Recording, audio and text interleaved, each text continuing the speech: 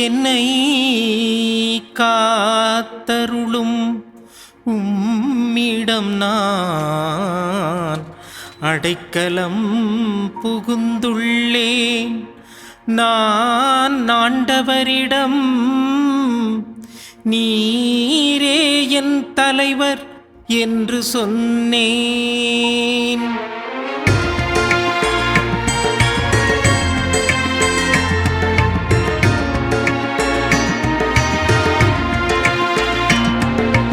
ஆண்டவர் தாமே என் உரிமை சொத்து. ஆண்டவர் தாமே என் உரிமை சொத்து. இயேசுவில் எனக்கு பிரியமான அன்பு சகோதர சகோதரிகளே, இன்று திருப்பாடல் 16 நாம் தியானமாக சிந்திக்க அழைக்கப்பட்டுள்ளோம். இந்த திருப்பாடல் 16 இது உருவாக்கியவர்களுடைய வரலாற்றை விட இதோ தாவீது அரசருடைய வாழ்விலிருந்து இந்த திருப்பாடல் அமைந்திருக்கிறது என்று நாம் பார்க்கிற போது மிக அருமையாக பொருந்தி வருகிறது. இந்த திருப்பாடல் வழியாக தாவீது அரசருக்கு மட்டுமல்ல, இதோ நம்முடைய வாழ்வுக்கும் கடவுளுக்கும் உள்ள தொடர்பை மிக அருமையாக இந்த திருப்பாடல் 16 எடுத்துரைப்பதை நாம் சற்று தியானித்து பார்ப்போம். இந்த திருப்பாடலின் முதல் வரிகளிலேயே தாவீது அரசர் கடவுளே, ஆண்டவரே என்னை காத்தருளும் என்று சொல்லி ஆண்டவரிடத்திலே இதோ அவர் மன்றாடுகிறார். இதோ துன்ப துயரங்கள் சூழ்ந்து இருக்கிற வேளையிலே இதோ இந்த உலகமானது கவர்ச்சியாக இதோ வேறு விதத்திலே கூட்டிக் கொண்டு செல்லுகிற இந்த நேரத்திலே பொய் தெய்வங்கள் இதோ மிக அருமையாக மற்றவர்களுக்கு முன்பாக செயல்படுவது போல காட்டிக் கொண்டிருக்கிற இந்த துன்ப சூழலிலே ஆண்டவரே நீரே என்னை காத்தருளும் என்று அவர் ஆண்டவரை நோக்கி மன்றாடுகிறார். இந்த காத்தருளும் என்று சொல்லுகிற இந்த வார்த்தையிலே வெறுமன கடவுளை நோக்கி எழுப்புகிற ஒரு மன்றாட்டாக இல்லை, மாறாக கடவுளிடம் கொண்டிருக்கிற ஆழமான நம்பிக்கையின் வெளிப்பாடாகவே இந்த வார்த்தையை தாவீது அரசர் பாடி ஜெபிக்கிறார். ஆண்டவரே என்னை காத்தருளும் என்று நாமும் இந்த நாளிலே திருப்பாடல் ஆசிரியரோடு இணைந்து ஜெபிக்கிற போது ஆண்டவரிடத்திலே நாம் வெறும் மன்றாட்டை ஏறெடுப்பதில்லை, மாறாக ஆண்டவர் மீது கொண்டிருக்கிற அந்த நம்பிக்கையிலே ஆண்டவரால் மட்டுமே என்னை காப்பாற்ற முடியும் என்ற அந்த பேர் உண்மையை உணர்ந்து நாம் ஜெபிக்கிற போது இது ஒரு ஆழமான ஒரு வாழ்வியல் தொடர்பான கருத்தாக அமைகிறது. காரணம், நாம் வாழ்கிற இந்த உலக சூழலும் துன்பகரமான குடும்ப வாழ்வில் பல்வேறு பிரச்சனைகளோடு நகர்ந்து கொண்டிருக்கிற இந்த சூழலிலே ஆண்டவரே என்னை காத்தருளும் என்று நாமும் ஜெபிப்போம். அடுத்ததாக இதோ இந்த இறைவார்த்தை 5 நாம் பார்க்கிறோம். ஆண்டவரே நீரே என் உரிமை சொத்து, நீரே என் கிண்ணம், எனக்குரியவற்றை கொடுப்பவர் நீரே என்று தாவீது அரசர் கூறுகிறார். இது வரலாற்று பின்னணியை பார்க்கிற போது தாவீது அரசர் அவருடைய குடும்ப வழியிலே கடைசியாகத்தான் அவர் இருக்கின்றார். எனவே அவருக்கு இன்று பெரிய ஒரு சொத்து அந்த குடும்பத்திலே அவருக்கு நிச்சயமாக இல்லை என்பதை இதோ பழைய ஏற்பாட்டின் பின்னணியில் நாம் பார்க்க முடியும்.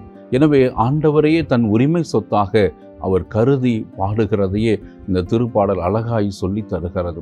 காரணம், என்னாகமம் 18 அதிகாரம் 20 இறைவார்த்தையில் நாம் பார்க்கிற போது கடவுள் அன்றைய நாட்களில் குருக்களை தேர்ந்தெடுத்த போது கடவுள் அவர்களுக்கு சொன்ன வார்த்தை, இதோ உங்களுக்கென்று எந்த ஒரு நிலம் இல்லை, உங்களுக்கென்று வாழ்வியலுக்கான எந்த ஒரு ஆதாரமும் இல்லை, ஆனால் நானே உங்களுடைய உரிமை சொத்தாக இருக்கிறேன், கடவுளே நானே உங்களுடைய சொத்தாக இருக்கிறேன் என்று அன்றைய நாட்களில் குருகுலத்திற்கு ஆண்டவர் சொன்ன வார்த்தைகளை தாவீது அரசர் நினைவு கூர்ந்தவராக இதோ தன்னுடைய வாழ்விலும் குடும்பத்தை சார்ந்த எந்த ஒரு பெரிய சொத்துகளும் இல்லை என்றாலும் கடவுளையே தன்னுடைய சொத்தாக கருதி ஆண்டவரே நீரே என் சொத்து, நீரே என் பங்கு, எனக்கென்று உள்ளதை கொடுப்பவர் நீரே என்று இதோ தாவீதும் தன்னை அந்த குருகுலத்தோடு இணைத்தவராக கடவுளுடைய பராமரிப்பை உணர்ந்தவராக ஆண்டவரிடத்திலே அவர் பாடி ஜெபிக்கின்றார்.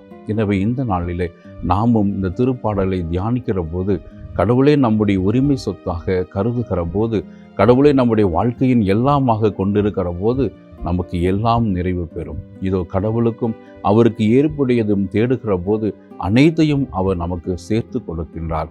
மூன்றாவதாக நாம் பார்க்கிறோம், இந்த திருப்பாடலிலே அழகாய் சொல்லுகிறது, தாவீது அரசர் கடவுளை முதன்மைப்படுத்துகிறார். தன்னுடைய வாழ்வினுடைய முதலாவதாக கடவுளை வைத்து வாழ்கிறார்.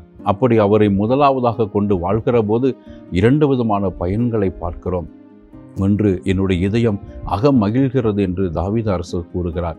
கடவுளை நம்முடைய வாழ்க்கையிலும் முதலாவதாக வைக்கிற போது, மற்ற அனைத்தையும் 2ஆம் 3ஆம் நிலைக்கு தள்ளுகிற போது, கடவுளே நமக்கு எல்லாமாக இருக்கிறார். நம்முடைய இதயம் துன்பங்கள் மத்தியிலும் மகிழ்ச்சி உள்ள இதயமாக இருக்கும். 2வது பலனாக நாம் கடவுளை முதலாவதாக வைக்கிற போது, இன்றைய வாழ்விலும் மட்டுமல்ல, மறு உலக வாழ்விலும் அவரே நமக்கு வாழ்வு கொடுக்கிறவராக உள்ளார் என்பதை உணர்ந்து நாம் நம்பிக்கையோடு இந்த உலக வாழ்க்கையை வாழ முடியும்.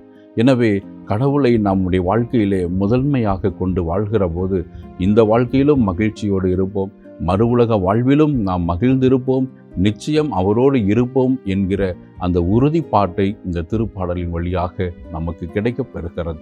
எனவே இந்த கருத்துக்களை நாம் மனதில் கொண்டவர்களாக கடவுளை என்னை காத்தருளும் என்று சொல்லி அவர் பராமரிப்பில் நம்பிக்கை வைத்து நாமும் ஜெபிப்போம். ஆண்டவரே நம்முடைய உரிமை சொத்தாக, அவரே நமக்கு எல்லாமாக கொண்டு வாழ்வோம். கடவுளை நாம் முதன்மைப்படுத்துகிற போது அவர் நம்முடைய இதயத்திலும் நம்முடைய வாழ்விலும் மகிழ்ச்சி என்று இருக்கும். இந்த வாழ்க்கையில் மட்டுமல்ல, மறு உலக வாழ்விலும் ஆண்டவரே நமக்கு எல்லாமாக இருக்கின்றார். இந்த நம்பிக்கையோடு ஜெபிப்போமா? எங்களை நேசிக்கிற அன்பு செய்கிற நல்ல ஆண்டவரே, இதோ நீரே எங்கள் உரிமை சொத்து, எங்களுக்கென்று இருப்பதை கொடுப்பவர் நீரே என்று சொல்லி இந்த நாளில் நன்றி கூறுகிறோம். இதோ உம்முடைய பிரசன்னத்தில் நாங்கள் இருக்கிறோம்.